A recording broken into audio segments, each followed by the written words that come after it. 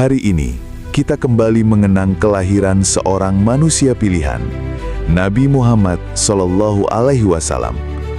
Beliau lahir di Mekah pada masa kegelapan, zaman ketika keadilan diperdagangkan, ketika suara orang kecil tidak pernah dianggap, ketika yang lemah selalu tertindas.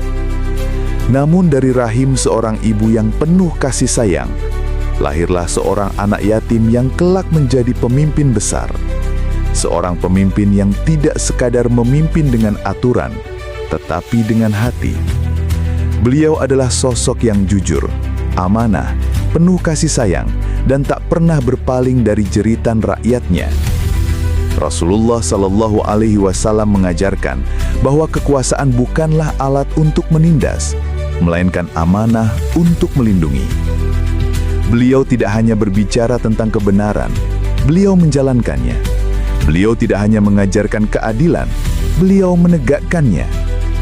Itulah mengapa kepemimpinan beliau dikenang sebagai rahmat bagi seluruh alam.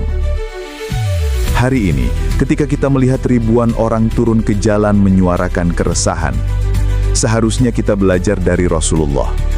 Suara rakyat bukanlah ancaman, melainkan cermin. Cermin bahwa ada hal yang belum adil, ada amanah yang belum benar-benar dijalankan. Jika Rasulullah hadir di tengah kita, beliau pasti akan mendengar, memahami, dan mencari jalan keluar dengan penuh kebijaksanaan. Saudara-saudaraku, Maulid Nabi bukan sekadar seremonial. Ia adalah pengingat.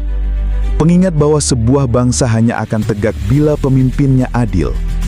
Bahwa sebuah negeri hanya akan maju bila pemimpinnya tulus melayani, bukan sibuk mempertahankan kekuasaan. Mari kita renungkan bersama. Apakah kita sudah benar-benar meneladani akhlak Rasulullah dalam kehidupan kita sehari-hari? Apakah pemimpin-pemimpin kita sudah bercermin pada beliau ketika mengambil keputusan? Dan apakah kita sebagai rakyat sudah berani menegakkan kebenaran dengan cara yang beliau ajarkan, dengan sabar, dengan doa, dan dengan perjuangan yang bermartabat? Maulid Nabi Muhammad SAW adalah cahaya.